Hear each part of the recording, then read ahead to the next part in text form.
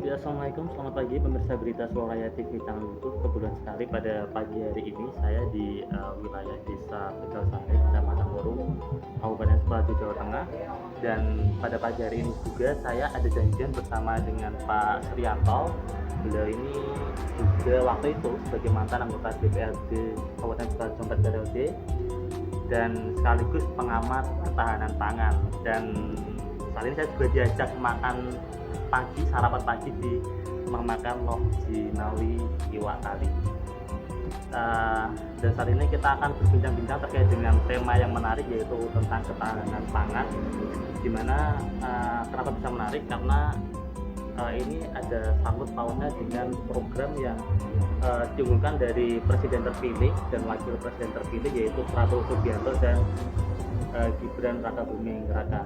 Terkait ini kita akan meminta tanggapan sama Pak Suryanto. Assalamualaikum, selamat pagi Pak Suryanto. Assalamualaikum, selamat pagi Mas Fajar. Ya, selalu banyak lama nggak ketemu di sini. Alhamdulillah sehat ya.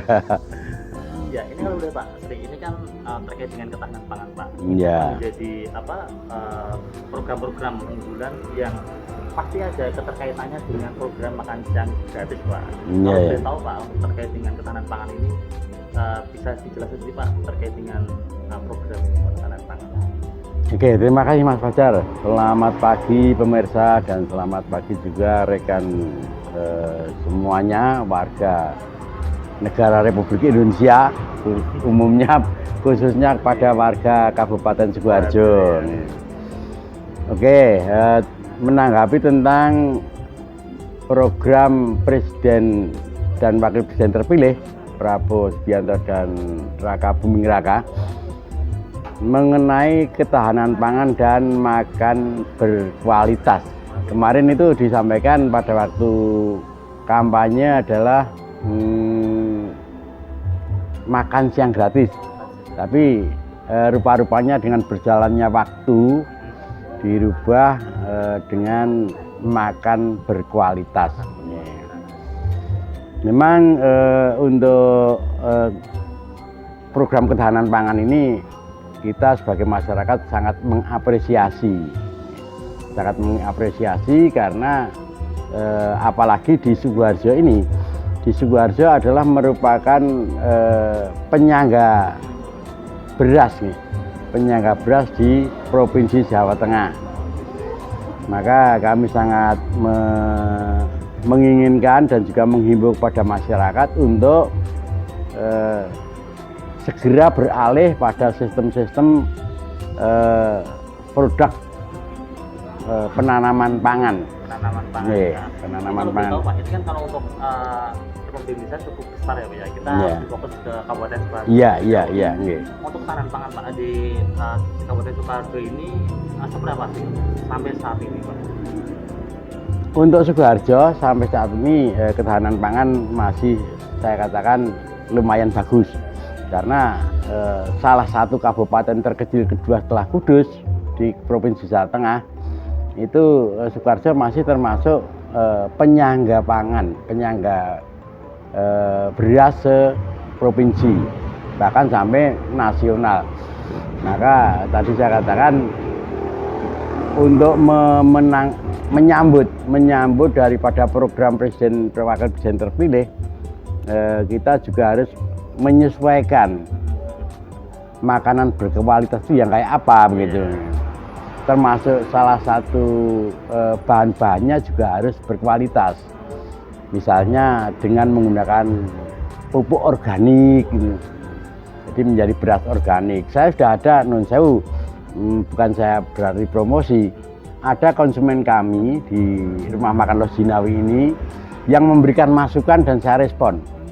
Masukan demikian, Pak, sebaiknya Bapak juga menyediakan selain masakan Pak Segar juga menyediakan nasi yang berasal dari beras organik. Jadi kalaupun nanti belum, ya mungkin harganya lebih ini tinggi sedikit ya.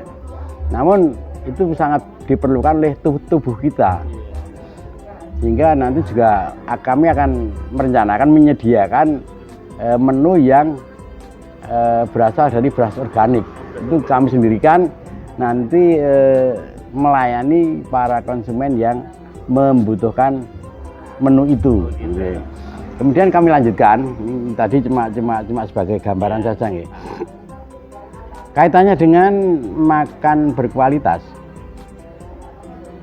yang mana nanti akan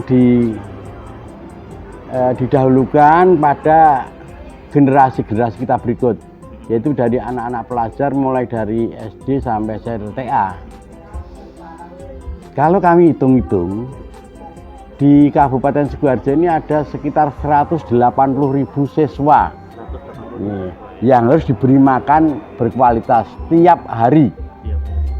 Asumsi saya, itu nanti kalau itu sudah dilaksanakan, Kabupaten Sidoarjo ini sangat membutuhkan satu, susu, dua, telur, daging ayam atau daging yang lain, ikan-ikanan, kemudian sayur-sayuran. Maka saya mulai saat ini sudah mengajak kepada warga masyarakat untuk mempersiapkan lahan-lahan yang kosong, karena kita ini masih banyak sekali lahan kosong. Pemanfaatan lahan kosong untuk menanam sebangsa sayur-sayuran. Prediksi saya nanti untuk Kabupaten Sidoarjo itu mencukupi Kabupaten Sidoarjo saja masih keteteran dengan 180.000 siswa yang harus diberi makan tiap pagi. Berarti untuk sektor ketahanan pangan itu tidak hanya dalam sektor pertanian ya Pak Sri? Enggak. Juga, Ya. sayur juga. Karena kalau kita melihat batasan atau terjemahan dari ketahanan pangan sendiri adalah upaya untuk membuat pangan berkualitas yang tidak tercemari dengan pengaruh-pengaruh obat-obatan kimia kan gitu. Maka kita di seluruh sektor yang dimakan oleh manusia itu sebisa mungkin, semaksimal mungkin kita jauhkan dari pengaruh-pengaruh obat-obatan kimia. Jadi kembali ke itu tadi, susu Boyolali pun nanti tidak akan mencukupi untuk kebutuhan dari program ini. Maka kami mengusulkan karena susu sapi nanti tidak mencukupi, prediksi kami ditambah dengan susu kedelai. Sekarang ada susu kedelai itu yang peredarannya masih sangat terbatas. Nah ini untuk petani kedelai nanti agar bisa membuat produk susu kedelai, karena hasilnya kalau kita produk sendiri dan dengan kita jual kedelai mentah itu akan berlipat ganda kalau kita menjual susunya. Begitu ya Pak ya. Namun kita perlu proses Mas, dan proses itu juga perlu keterampilan. Maka kami nanti mengusulkan pada wakil-wakil kami untuk mengadakan pelatihan hal-hal yang semacam ini. Tolonglah dianggarkan anggaran APBD Sidoarjo itu 2,4 triliun ya, per tahun, 24,4 triliun tahun-tahun kemarin. Saya mendapatkan bocoran dari teman-teman anggota dewan juga.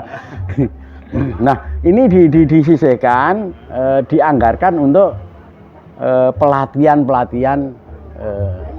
pembuatan produk-produk yang berkaitan dengan pengolahan ketahanan pangan tadi.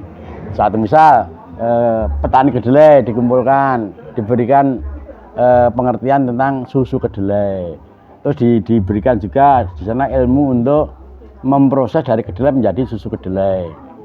Dengan demikian nanti selain kita bisa mencukupi kebutuhan itu, kita juga akan mengangkat derajat petani kedelai dalam hal pendapatan kan gitu. Jadi program ini tidak hanya pemerintah pusat ya Pak, tapi juga pemerintah daerah maupun desa harus membantu sinergi. Iya, justru implementasinya kan di daerah.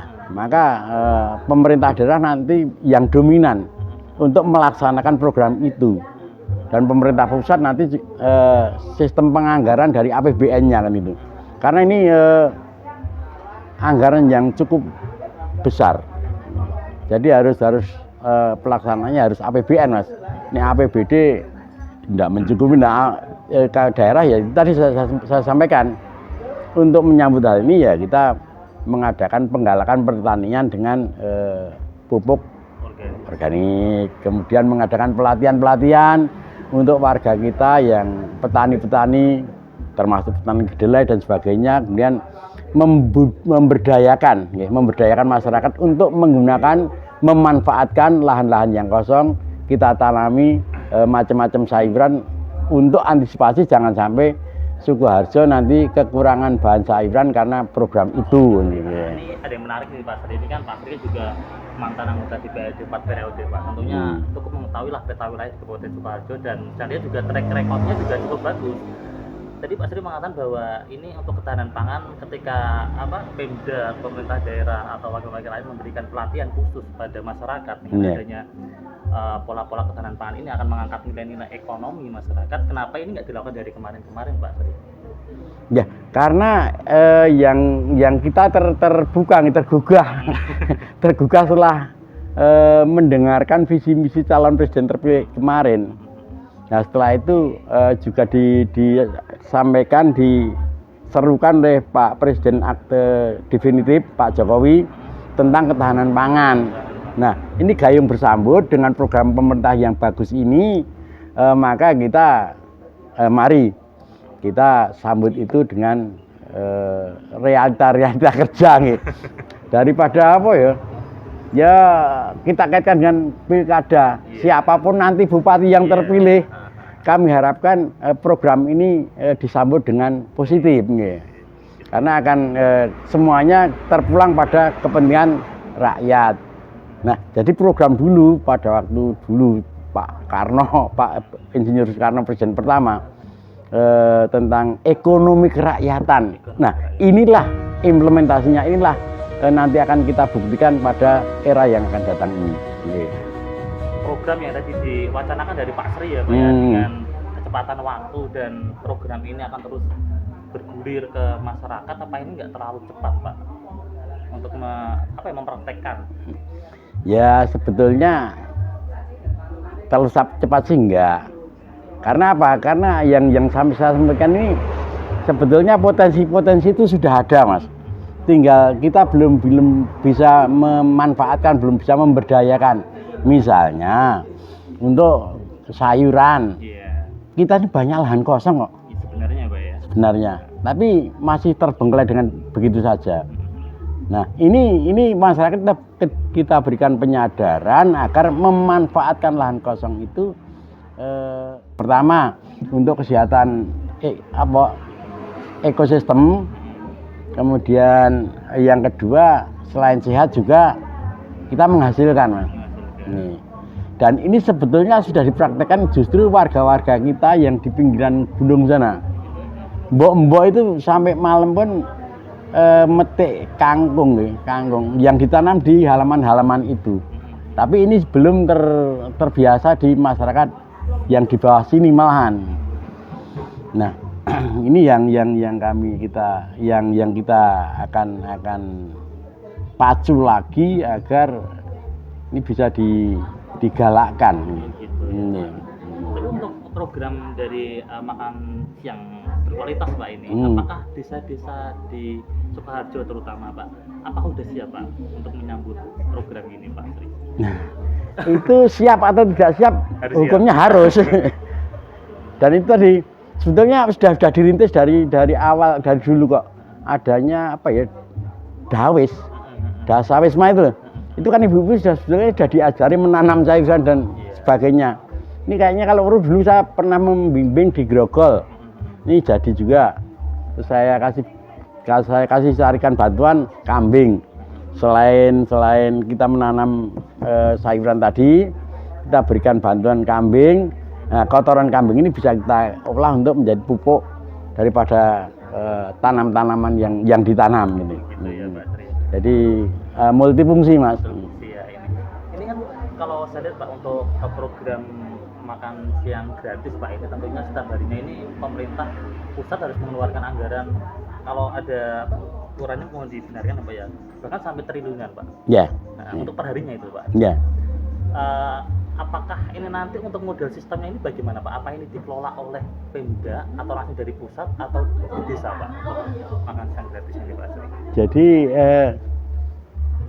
dengar-dengar ini nanti akan ada menteri baru, Iya, Menteri Ketahanan Pangan. Nah, ini nanti mestinya anggaran dari sana Mas, dari pusat. Kemudian yang mengelola itu harus daerah. Dan untuk meningkatkan perekonomian di wilayah masing-masing, kalau bisa, bukan kalau bisa, ini wajib hukumnya. Nanti yang pengadaannya itu harus warga-warga setempat, misalnya Nun Sewu, bukan karena rekayasa ya.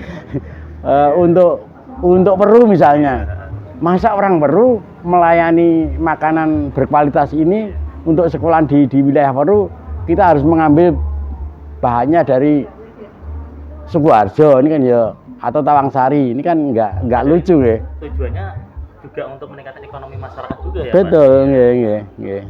Jadi ini bukan himbauan, kalau ini kewajiban menurut saya. Tapi kalau menurut Pak Sri, Pak, program ini apakah akan maksimal Pak untuk kedepannya Pak Sri? Ya, namanya program kita harus optimis Mas. Nanti kalau kita pesimis nggak jalan nanti. Tapi kalau kami lihat potensi daerah, potensi secara geologis ini memungkinkan sekali karena bahan-bahan yang diperlukan ini bisa kita berdayakan sendiri. Iya, berarti kalau dilihat dari Kabupaten Sidoarjo ini dari segi potensi, dari segi peta wilayah seharusnya udah siap ya Pak? Ya? Mestinya siap. Tinggal dari implementasi dari pemerintah daerah ataupun wakil-wakil rakyat ini yang mempraktekkan turun ke masyarakat ini Pak Sri. Iya. Maka di sini Nun Sewu, saya meminta kepada wakil-wakil rakyat tingkat daerah harus proaktif turun ke rakyat. Bupati terpilih nanti juga harus proaktif menerima aspirasi-aspirasi yang disampaikan oleh DPRD yang diserap dari rakyat.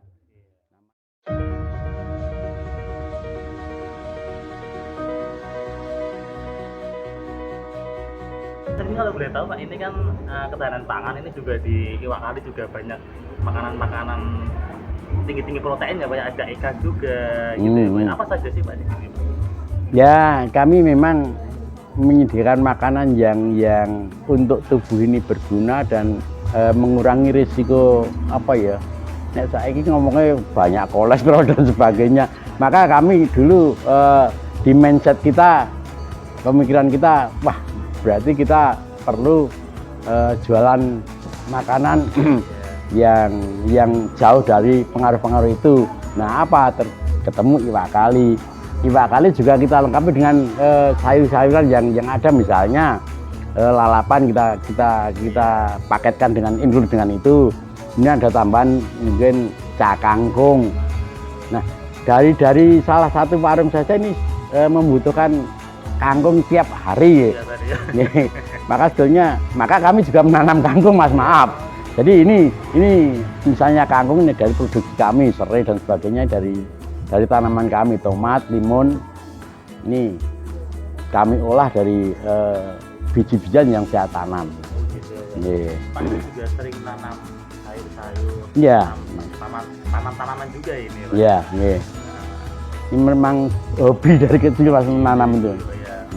Apa juga ini Pak, rawat ikan juga Pak ini? Ikan juga, di belakang nih kami sediakan untuk kolam ikan. Salah satunya juga untuk memenuhi kebutuhan itu.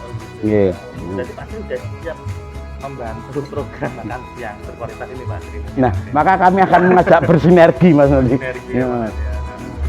Harapannya seperti apa sih Pak kira-kira dengan adanya program ini dan dengan ekonomi kemasyarakatan? Harapan saya kalau nanti program ini sudah dilaksanakan, tujuan yang utama adalah kesehatan anak. Kalau gizi-gizi yang diperlukan oleh pertumbuhan anak ini terpenuhi, maka saya yakin mempengaruhi pada pola pikirnya.